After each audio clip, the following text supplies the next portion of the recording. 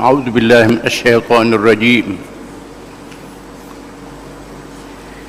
بسم الله الرحمن الرحيم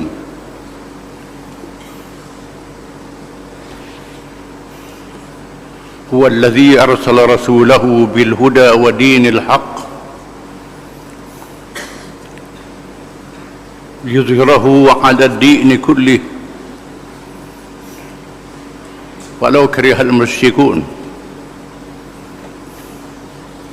Surah Al-Saf.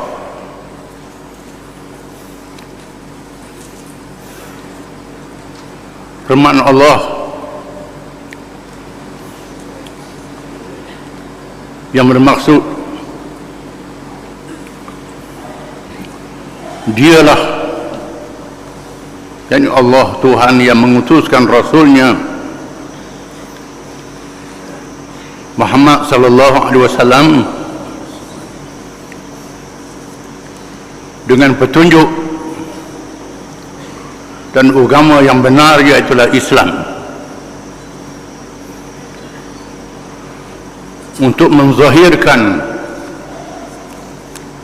meninggikan, memuliakan yakni Islam ini,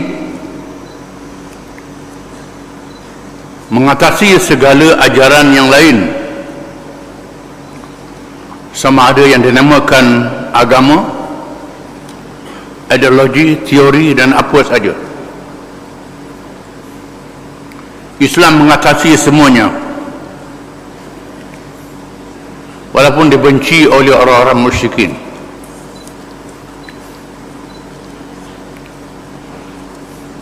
Bersempena dengan bulan Rabiul Awal menjadi kelaziman dan adat umat Islam di zaman mutaakhir menyambut peristiwa kelahiran Nabi Muhammad sallallahu alaihi wasallam.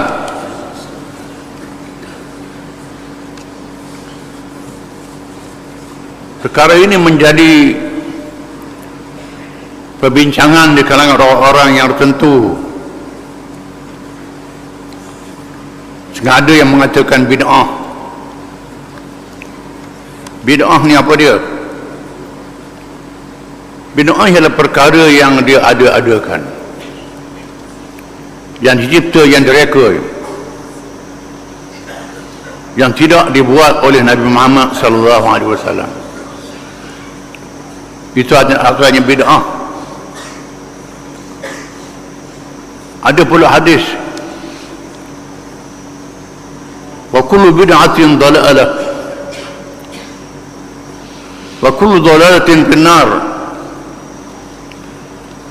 Tiap-tiap yang bid'ah itu sesat, yang sesat itu dalam neraka. Maka jadilah perbincangan dalam perkara menyambut kelahiran Nabi Muhammad sallallahu alaihi wasallam.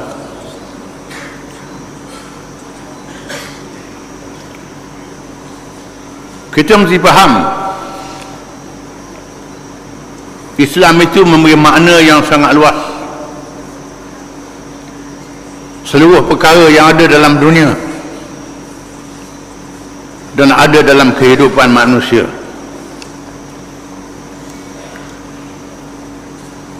dan bukan semua perkara disebut oleh Nabi, bukan semua perkara disebut dalam Quran. Perkara-perkara dasar, rukun, konsep, dan perkara yang tidak boleh dicapai oleh akal manusia dinyatakan dengan nas dalam Quran dan hadis Nabi sallallahu alaihi wasallam. Ada di antaranya perkara yang tetap sejak Nabi Adam alaihi salam sehingga hari kiamat. Rukun beriman kepada Allah, hari akhirat, perkara yang gaib di luar kemampuan manusia, sama saja sejak Nabi Adam sehingga hari kiamat.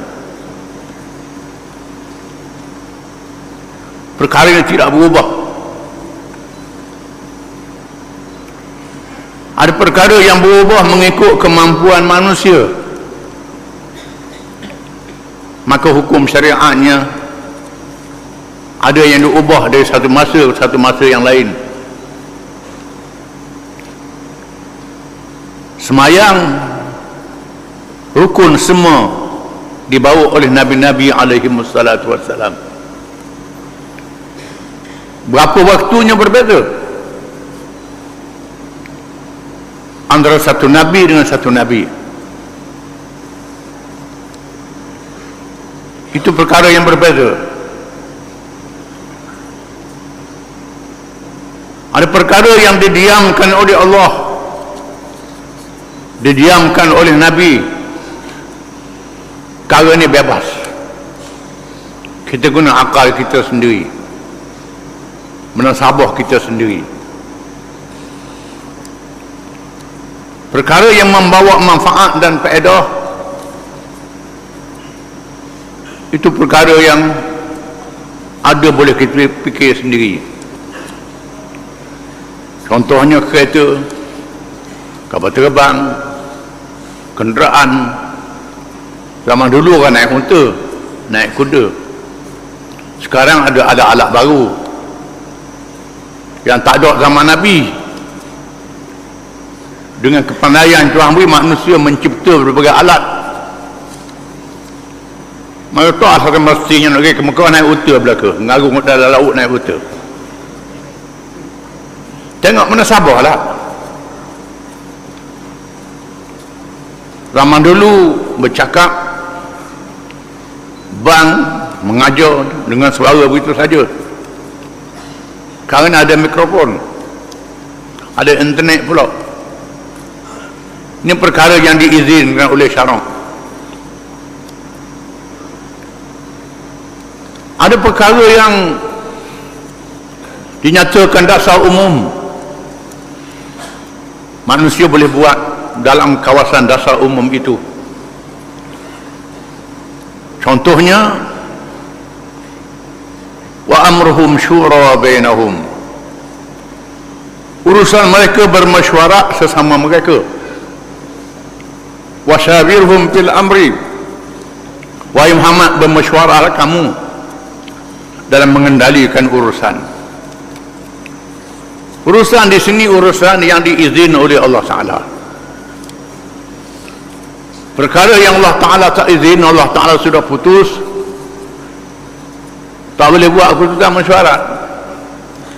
Arak tu haram, judi tu haram, zina tu haram, daging babi tu haram. Ini tak payah mesyuarat. Jangan buat mesyuarat. Siapa dia setuju arak halal, sila kat tangan. Setuju halal, jadi halal. Tak boleh. Perkara halal haram yang telah ditetapkan. Dalam perkara umum, perkara yang tidak ada nas, cari hujah yang kuat dan boleh bermesyuarat, boleh berbincang. Berapa orang ahli mesyuarat tak disebut dalam Quran? Tak kala nak suruh Quran ni senara ahli mesyuarat 10 orang, 15 orang, 30 orang, hadis sebut berapa orang? Tak ada. Mengikut keperluan semasa dan keadaan. Firman Allah Ta'ala, wa'iddu lahum mastata'tum min quwwah, dan bersedialah kamu sekadar kemampuan kamu dengan kekuatan untuk berjihad, untuk menentang musuh-musuh kamu. Tak dinamakan apakah kekuatan itu senapang, roket, pedang, panah, mengikut keadaan masa dan zaman. Ini hebatnya petunjuk Al-Quranul Karim. Begitulah dengan menyambut hari lahir Nabi SAW. Sekarang Nabi suruh sambut hari lahir aku. Nabi seorang yang tinggi marwahnya, tak suruh orang buat. Tetapi di sana ada hadis yang menceritakan Nabi memuliakan peristiwa-peristiwa yang berlaku di zaman dahulu. Firman Allah Ta'ala, wa kullan naqussu 'alaika min anba'ir rusul,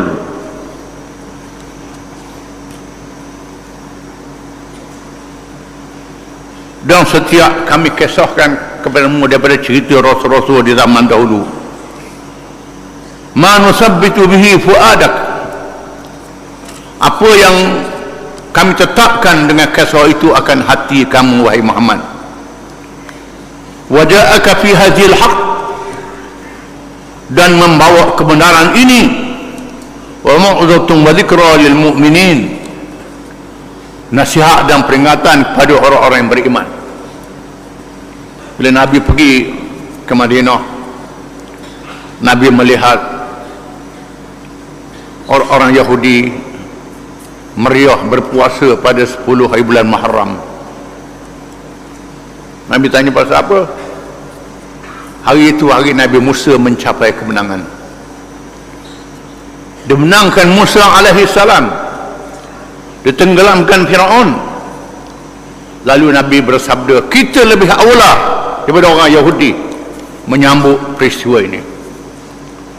Lalu Nabi menyuruh umatnya berpuasa pada 10 hari bulan Muharram. Bukan buat bubur surga, orang buat kita makan.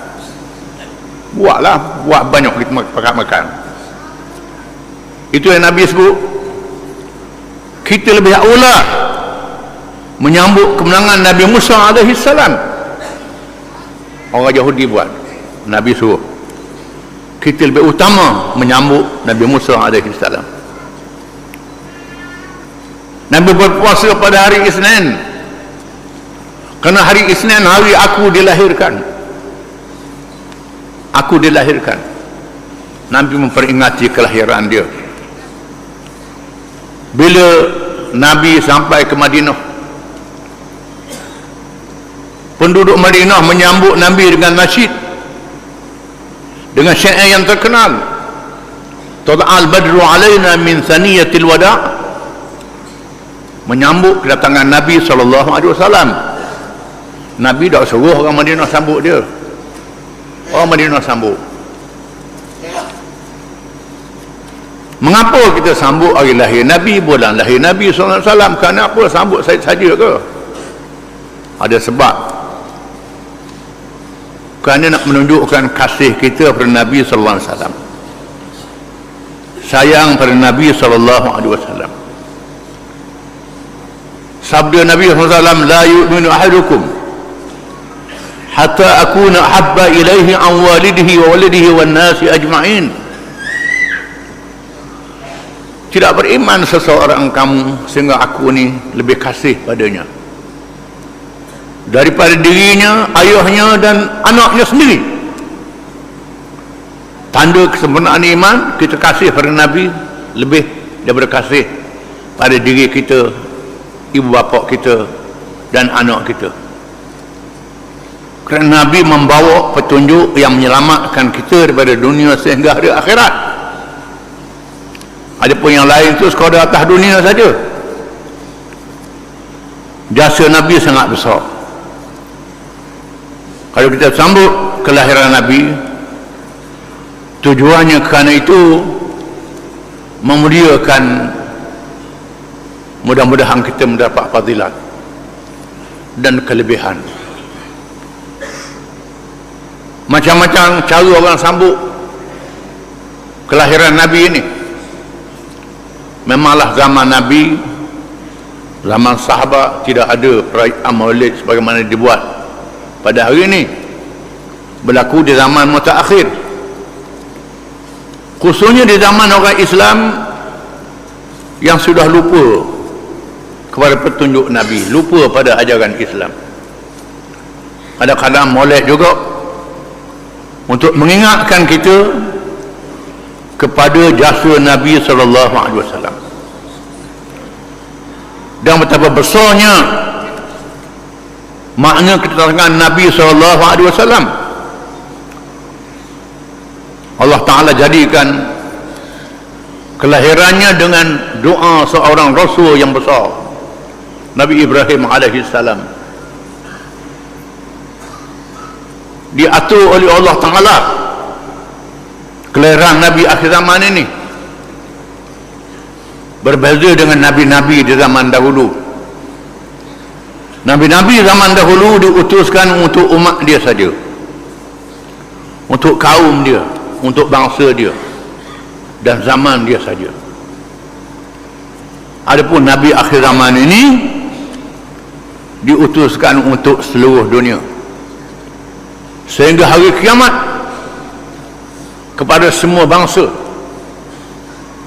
Allah Ta'ala yang maha mengetahui akan berlaku perubahan dalam dunia di akhir zaman ini. Dengan sedikit ilmu yang diberi oleh Allah, wa ma utitum minal ilmi illa qalila, dan tidak diberi kepada kamu daripada ilmu melainkan sedikit saja. Dengan sedikit ilmu yang Tuhan beri, kita menyaksikan manusia mereka mencipta berbagai-bagai alat di zaman yang mutakhir ini. Dunia yang luas, yang jauh, boleh pergi dalam masa yang cepat dengan kapal terbang yang laju, kapal terbang yang besar. Ke seluruh pelosok, ke semua benua boleh pergi dengan kapal terbang cepat saja. Berita-berita boleh dapat dengan cepat, menyebarkan maklumat dan berita dengan cepat, bukan saja dengan telefon menggunakan wayar, termasuk menggunakan satelit, menggunakan tidak payah-payah dalam beberapa minit saja maklumat seluruh dunia dapat disebar dan boleh sampai. Maka cukup bagi akhir zaman ini seorang rasul saja diutuskan oleh Allah, Muhammad sallallahu alaihi wasallam. Dan Allah Ta'ala memberitahu kelahiran Nabi Muhammad SAW ini dalam kitab-kitab zaman dahulu oleh nabi-nabi zaman dahulu. Nabi-nabi zaman dahulu memberitahu akan zahir di akhir zaman seorang rasul untuk seluruh manusia. Disebut dalam kitab-kitab agama zaman dahulu, bukan saja dalam kitab Taurat, dalam kitab Injil, bahkan mereka yang mengaji perbandingan agama menemui dalam kitab Veda agama Hindu dan kitab agama Majusi mengisyaratkan kelahiran Nabi akhir zaman Muhammad sallallahu alaihi wasallam. Di sinilah banyak mereka yang mengkaji perbandingan agama masuk Islam, yang mengkaji dengan bersungguh.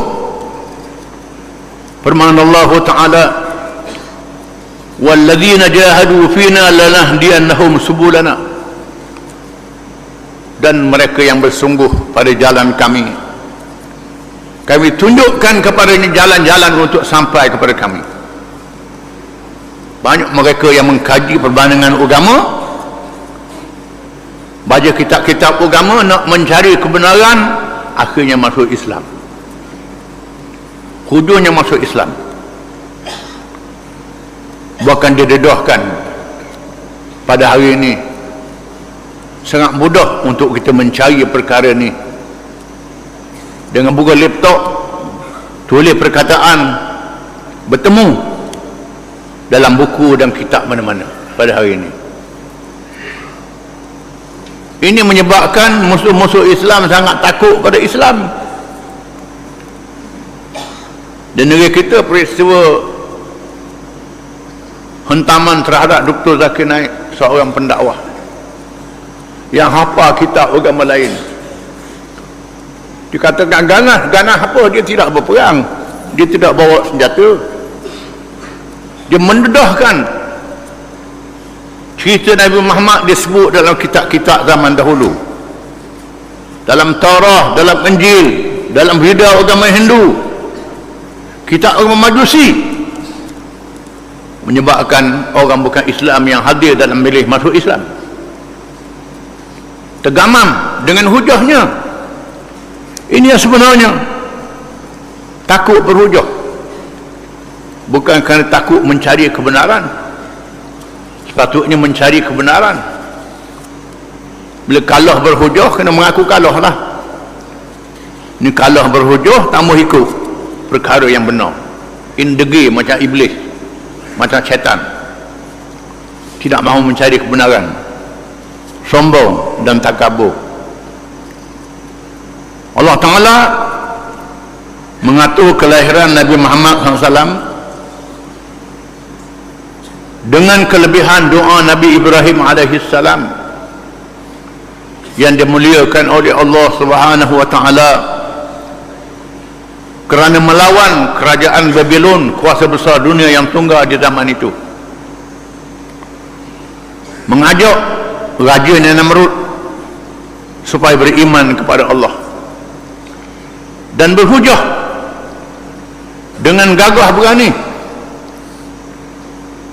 Ibrahim menunjukkan jiwa yang sangat besar, bukan saja beriman, bahkan berkorban, sanggup mengorbankan dirinya untuk menegakkan agama Allah Subhanahu wa Ta'ala. Tidak berganjak walaupun dibakar dalam api yang dinyalakan dengan besar. Ibrahim tidak menyerah kalah. Bila dicampur Ibrahim dalam api yang besar, menggunakan minjanit, kerana api terlalu besar nak pergi dekat tak boleh, guna minjanit. Minjanit ialah senjata berat zaman dulu, macam meriam. Bidah digunakan untuk melontar batu yang besar. Letak Ibrahim di atas minjanit, dilontar dalam api yang besar. Ibrahim jatuh dalam api yang besar. Datang malaikat menawarkan bantuan pada Ibrahim alaihissalam. Malaikat menawarkan bantuan, wahai Ibrahim, beritahu je, nak suruh binasakan Namrud dalam sekelip mata, perintah saja. Ibrahim kata, aku tidak bergantung denganmu, aku bergantung dengan Allah. Hasbiyallahu wa ni'mal wakil. Cukup Allah yang menolong aku, menolak tawaran malaikat. Kerana hatinya yang kuat bergantung dengan Allah Subhanahu wa Ta'ala. Dan Allah menjadikan mukjizat di hadapan Raja Namrud. Ibrahim selamat sejahtera dalam api yang besar itu. Namun Namrud tidak beriman, degil, tak boleh bunuh Ibrahim, halau Ibrahim. Raja Namrud halau, ayah dia pun halau Ibrahim, ayah ikut Namrud juga. Ibrahim berhijrah dengan isteri dan keluarganya yang beriman ke Palestin, membawa diri hidup dalam buangan dan negeri orang kerana membawa agama yang dikasihi. Membawa agama itu penting, dan Allah muliakan Ibrahim. Dipilih daripada zuriat Ibrahim, dilahirkan Nabi akhir zaman. Ibrahim diperintah membawa puteranya Ismail ke bumi Mekah, wadin ghairi dhi zara'in, lembah yang tidak ada tanaman. Tanaman pun tak ada kerana air tidak ada. Ibrahim tak tanya Allah, wahai Tuhanku, mana airnya, mana kedarnya, mana orangnya, mana temannya, mana manusianya. Tak ada manusia langsung. Kerana ini perintah Allah. Allah perintah, kena ikut perintah dia. Isteri Ibrahim menerima perintah Allah Ta'ala, termasuk isteri dia Hajar menerima perintah Allah Ta'ala, membawa puteranya Ismail. Dipilihnya bumi Mekah, wadin ghairi zara'in, tempat tempat lahir Nabi akhir zaman dan jadi kiblat. Ibrahim berdoa, Rabbana fa'ath fihim rasulan minhum yatlu 'alaihim ayati wa yu'allimuhum al-hikmata wa yuzakkihim innaka antal azizul hakim. Wahai Tuhanku, bangkitkanlah di kalangan zuriat aku yang dilahirkan di Mekah ini seorang rasul yang mengajar kepadamu al-hikmah, kebijaksanaan dan petunjukmu, dan membersihkan mereka daripada segala kejahatan syirik, segala kekotoran. Engkau Tuhan yang maha perkasa lagi maha bijaksana. Dengan berkat doa Allah Ta'ala pilih daripada zuriat Ismail bin Ibrahim, dilahirkan Nabi Muhammad sallallahu alaihi wasallam daripada kaum Quraisy. Terjemahan dalam bahasa Melayu ialah ikan jerung. Mana orang Arab tahu ikan jerung, ikan yu. Jerung yang besar yang hidup dalam lautan yang luas. Mana orang Arab tahu ikan jerung ini? Quraisy. Ikan jerung yang gagah perkasa yang hidup di tengah lautan yang luas, itu kaum Quraisy. Kaum yang dipilih daripada Nabi akhir zaman Muhammad sallallahu alaihi wasallam, diletakkan di bumi yang kering, nak bertanam tak boleh, air Zam-Zam saja ada. Dengan doa Ibrahim, hati mereka bergantung di bumi Mekah itu. Sayang nak tengok Mekah, bergantung dengan Kaabah yang didirikan. Hatinya bergantung, nak sayang, tetapi terpaksa cari makan. Nak makan kena keluar, mesti cari makan. Nak tanam tak boleh, kena cari makan. Nak pergi menatang rumput tak ada, kena keluar. Firman Allah Ta'ala, li'ilaf Quraisyin ilafihim rihlat asy-syita'i was-sayf falya'budu rabb hadzal bait alladzi at'amahum min ju' wa amanahum min khauf. Menjadi kelaziman kaum Quraisy yang tinggal di Mekah itu melakukan perjalanan rihlat asy-syita'i was-sayf, perjalanan musim sejuk ke negeri Syam, ke negeri Yaman, dan perjalanan musim panas ke negeri Syam. Terpaksa pergi ke Yaman dan pergi ke Syam. Yaman semenanjung Arab terletak di tengah-tengah antara benua Asia, benua Afrika dan benua Eropah. Ini bumi di tengah-tengah pusat negeri-negeri yang bertamadun, Mesir, Parsi, China, India, Rom, Greek. Ini negeri yang tamadun. Bumi Mekah yang tidak ada tamadun duduk di tengah-tengah di situ. Apa makna tamadun? Tamadun dengan makna negeri yang mempunyai kemajuan, yang ada kemajuan, yang ada kekayaan, yang ada kemewahan, yang ada gerakan perniagaan, gerakan perdagangan, kekuatan kerajaan kuasa besar dunia. Negeri yang ada kuasa besar dunia, Mesir dengan Fir'aun, Parsi dan Iraq dengan Babylon, kerajaan Greek, kerajaan Rom, kerajaan China dan India. Ini negeri-negeri yang dianggap bertamadun, yang ada kuasa besar, yang mendirikan bangunan-bangunan yang hebat dengan kekayaannya, bala tentera yang ramai. Mekah negeri yang kering kontang, yang tak ada apa. Di mana kekuatannya? Dan di masa itu sudah ada ahli kitab, orang-orang Yahudi dan orang-orang Nasrani yang ada kitab Taurah dan Injil. Di situ tidak ada ahli kitab, di situ ummiyin, orang yang buta huruf. Tak ada sekolah, nak belajar apa, kering di situ. Ummiyin. Ini sangat luar biasa. Allah Ta'ala memilih Makkah Al-Mukarramah dari segi tamadun, dari segi politik, dari segi ekonomi. tempat yang tidak ada langsung, tak ada apa-apa di situ, dipilihnya untuk dilahir Nabi akhir zaman, dikurniakan mukjizat ilmu Al-Quranul Karim untuk membina diri manusia yang memimpin manusia seluruh dunia, yang sudah ada tamadun, yang sudah ada agama, tetapi semuanya sudah mengarut, sudah menyeleweng, sudah lari daripada yang benar. Berlakunya kezaliman. Agama Yahudi, agama Kristian sudah diselewengkan.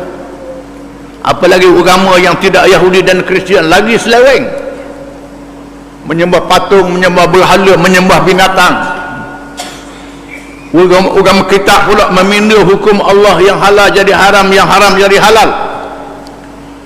Negara yang bertamadun mendirikan bangunan-bangunan yang besar. Bangunan yang besar ini dibina dengan kezaliman, memaksa rakyat jadi hamba, suruh buat istana, suruh buat kota, suruh buat macam-macam, menggunakan harta rakyat, harta negara, membiarkan rakyat dalam keadaan yang susah, mengempat. Tamadun yang dibina di atas kezaliman, bukan di atas kebenaran. Allah Ta'ala mengizinkan kemewahan dunia, bukan tak izin, tapi jangan zalim.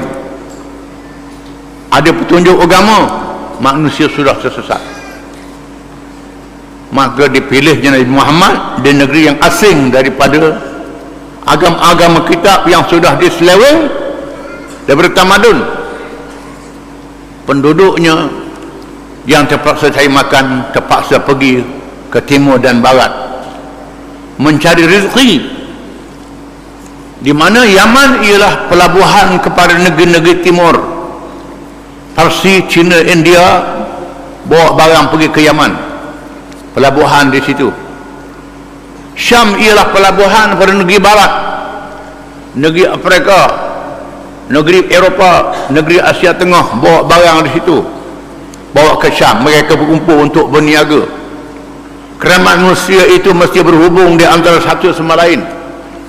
Mereka bawa barang untuk berniaga, maka penduduk Mekah pergi ke Yaman, ambil barang timur, buat balik ke Mekah, ditinggal sebahagian, pergi ke Syam, tukar dengan barang barat, timur dan barat, ambil barang barat, dibawa ke Mekah. Kena pergi ke Yaman pula. Mekah menjadi bandar penghubung di antara timur dan barat, diatur oleh Allah Subhanahu wa Ta'ala, menjadikan rezekinya melimpah ruah, melimpah ruah rezekinya, semua terkumpul di situ, diatur oleh Allah Subhanahu wa Ta'ala. Semua kekuatan kekayaan dunia dipusatkan di Makkah Al-Mukarramah, yang menemukan timur dan barat, dan diwahyukan Al-Quranul Karim kepada Nabi yang buta huruf, Nabi yang tak tahu membaca dan menulis. Sebaik saja Allah Ta'ala mewahyukan Quran, terus ingat serta merta, tak lupa. Allah Ta'ala beri mukjizat itu, dikelilingi oleh sahabat-sahabat yang juga buta huruf, sebahagiannya boleh menulis, boleh membaca, mencatat. Dia beri kepadanya kekuatan, ingatan yang kuat, menghafal Quran. Dan pribadi Nabi dibentuk dengan Al-Quran. Allah Ta'ala jadikan Quran adalah mukjizat. Mukjizat, perkara yang tak boleh direka oleh manusia, mengikut zaman masing-masing, menjadi tanda kerasulan. Nabi Nuh, mukjizat taupan yang besar, menenggelamkan mereka yang kafir. Ibrahim, mukjizat tahan dibakar dalam api, disaksikan. Nabi Musa, mukjizat melawan sihir dengan tongkat yang diberi oleh Allah, melawan ahli-ahli sihir. Nabi Isa dikurniakan mukjizat menghidupkan orang mati, menyembuh penyakit yang tak ada ubat oleh ahli-ahli perubatan, mengikut zaman masing-masing. Adapun bagi Nabi akhir zaman diberi mukjizat ilmu Al-Quranul Karim, ilmu dunia dan ilmu agama, ilmu semuanya. Quran adalah mukjizat, menerangkan benar dan salah, dan Allah Ta'ala mencabar, wa in kuntum fi raibin mimma nazzalna ala abdina fa'tu bi suratin min mithlih wad'u syuhada'akum min dunillah in kuntum shadiqin fa in lam taf'alu wa lan taf'alu fattaqun nar allati waquduha an-nas wal hijarah wa'iddat lil kafirin. Dan jika sekiranya kamu syok, kamu ragu, kamu tak percaya kepada apa yang kami turunkan, Quran yang kami turunkan kepada hamba kami Muhammad sallallahu alaihi wasallam, silakan membuat satu surah sepertinya. Jika kamu adalah orang-orang yang benar, panggil penolong-penolong kamu untuk buat satu surah saja, bukan satu Quran, satu surah saja. Penolong-penolong itu sama ada ahli-ahli ilmu yang pandai bercakap, yang pandai berpidato. Orang Arab terkenal boleh bersyair secara spontan, boleh bersyair secara spontan. Letak batu arok, dia boleh syair tentang Arab beribu-ribu baris syair secara spontan. Ini kepintaran orang Arab. Boleh berpidato dan bersyarah nak berapa jam. Ini kepintaran mereka. Kepintaran dengan bahasa-bahasa yang indah. Dan di sana ada ulama-ulama ahli kitab yang tahu agama. Ada pula ahli-ahli sains yang tahu reka macam-macam alat. Panggil semua mereka ni buat satu surah seperti Quran. Ahli-ahli ilmu buat satu surah seperti Quran. Termasuklah pemimpin yang kamu puja. Latih pemimpin dianggap sebagai orang bijak. Panggil pemimpin yang bijak itu buat satu surah seperti Quran. Ataupun Tuhan-Tuhan yang kamu puja yang lain daripada Allah, yang kamu lantik jadi Tuhan tu, panggil semua buat satu surah seperti Al-Quran. Kalau kamu adalah orang yang benar, Allah memberi amaran, fa illam taf'alu, maka jika kamu tidak dapat membuatnya, walan taf'alu, dan kamu tidak akan dapat membuatnya, fattaqun nar allati waquduha an-nas wal hijarah, maka takutlah kamu akan api neraka. Di mana umpan api neraka itu manusia dan batu-batu. Uiddat lil kafirin, dia sediakan untuk orang-orang yang kafir. Yang kafir itu yang kafir yang melawan. Melawan apa? Melawan Nabi yang diutuskan ini, dan melawan Quran, melawan Tuhan. Siapa yang melawan, tempatnya dalam neraka. Allah memberi amaran. Sebuah satu surah seperti Quran. Allah Ta'ala mewahyukan Quran dalam masa 23 tahun di Mekah. Setelah mengajak penduduk Mekah beramal dengan Quran, penduduk Mekah takut, tak terima, sebahagian saja beriman, berhijrah ke Madinah. Orang Madinah sanggup terima Nabi berhijrah ke Madinah. Sampai di Madinah, ada orang Yahudi di situ, ahli kitab, yang kata menunggu Nabi akhir zaman. Nabi akhir zaman sudah mari. Ada orang Kristian di Najran yang baca Injil, bertemu dengan Nabi, tengok sendiri. Di samping orang-orang musyrikin, mereka diajak bersama, tidak dipaksa masuk Islam, untuk mendirikan sebuah kerajaan yang memerintah, yang beramal dengan Quran. Bukan saja ajar semayang, ajar rumah tangga, termasuk ajar memerintah negara, ajar politik, ajar ekonomi, perlembagaan dan undang-undang, segalanya di Madinah itu dilibatkan orang bukan Islam.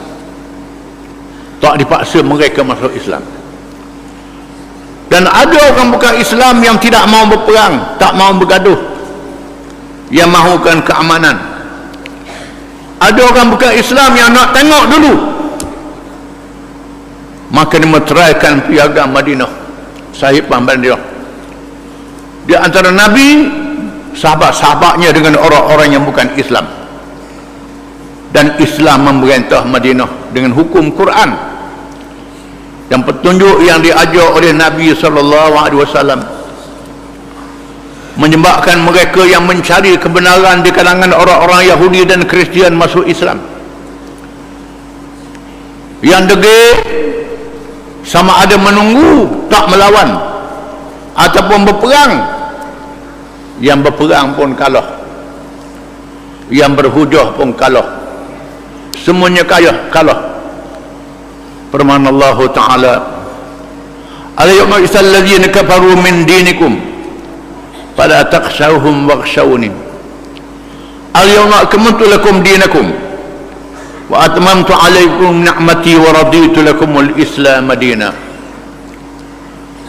Ayat ini diturunkan pada Hajjatul Wada', haji selamat tinggal, bukan ayat yang paling akhir. Ini ayat diturunkan pada haji wada', ayat paling akhir ada lagi. Ayat ini menyatakan kesempurnaan Al-Quran. Pada hari ini orang-orang kafir telah berputus asa daripada agama kamu.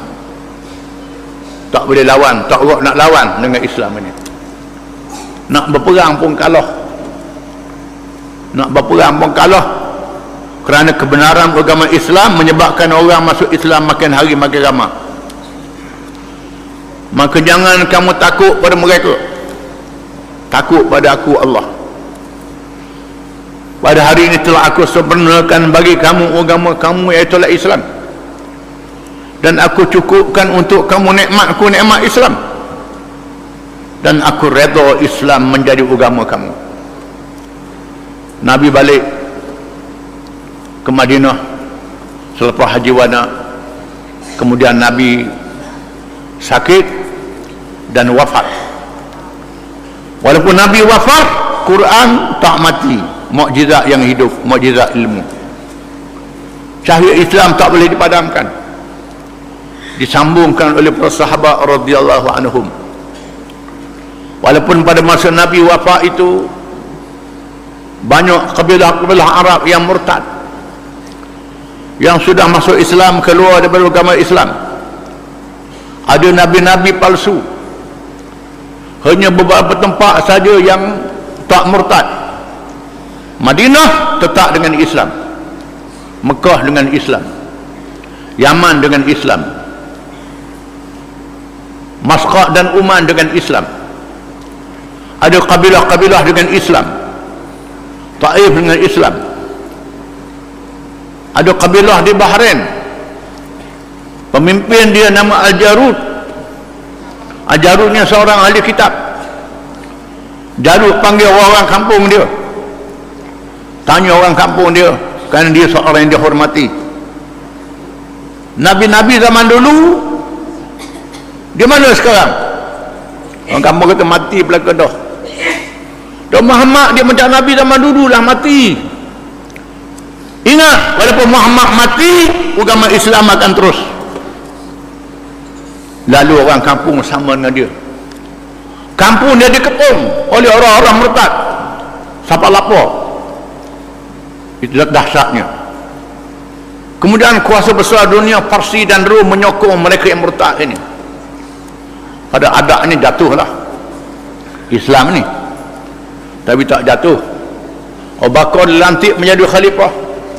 Kata Sayyidina Umar, Uthman dan Ali, dua kuasa besar dunia Parsi dan Rom jatuh Parsi dan Rom.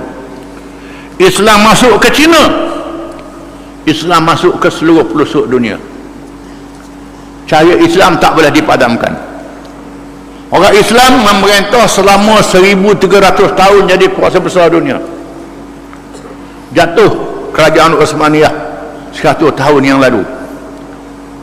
Cahaya agama Islam tak padam. Apa yang menarik, kerajaan Islam jatuh lepas satu-satu, agama Islam berkembang. Agama Islam masuk ke Eropah, masuk ke Amerika, masuk ke selatan pelosok dunia. Makin dia kata ke Islam, makin orang nak tahu apa dia Islam. Makin dia fitnahkan Islam, makin orang nak tahu apa dia Islam. Orang nak tahu apa dia Islam ni, masuk Islam. Ini dia Islam yang ditunjukkan kebenaran di hadapan kita. Jadi kita kena yakin dengan Islam ni. Kita sambut hari lahir Nabi ni ialah kerana syukur pada Allah Ta'ala dan nak sambung perjuangan Nabi menyebarkan Islam. Satu tanggungjawab dan tunjuk rasa kasih pada Nabi. Bukan saja sambut, termasuklah ikut ajaran dia, banyak-banyak berselawat pada dia. Bila berselawat pada Nabi, layak sama dengan Nabi. Tuan tugaskan malaikat menyampaikan selawat kita pada Nabi. Bukan Nabi mari. Ada orang tu dia ajar bila kita menasik selawat amal-amal, Nabi mari. Nabi mari pula dah. Mari dalam majlis. Nabi jadi hamba dia pula. Dia lah kena pergi kat Nabi, bukan Nabi mari kat dia. Dia lebih pada Nabi dah. Ini satu ajaran yang mengarut. Mengarut bila selawat kat Nabi hadir, dia kata dalam majlis tu. Ini tak betul, ni ajaran ni tak betul. Apa yang betul sebut hadisnya, bila kita selawat, malaikat sampaikan selawat kepada Nabi SAW. Dengan sebab itu tak payah kisah salam ke Nabi lah. Ada orang tu nak pergi Mekah kisah salam ke Nabi, kisah salam. Tak payah. Bila kita selawat kita sapa ke Nabi. Bila kita tahiyat assalamualaikum Nabi warahmatullahi wabarakatuh, sapa ke Nabi. Kalau semayang beri salam lah ke Nabi. Dah beri salam dah. Dalam tahiyat kita selawat tu cukup. Jadi itu cara kita muliakan Nabi, kasih Nabi. Dia cukup. Setelah itu mudah-mudahan Allah Ta'ala beri berkat terus sama dengan Nabi. Wa akhiru da'wana alhamdulillah rabbil alamin.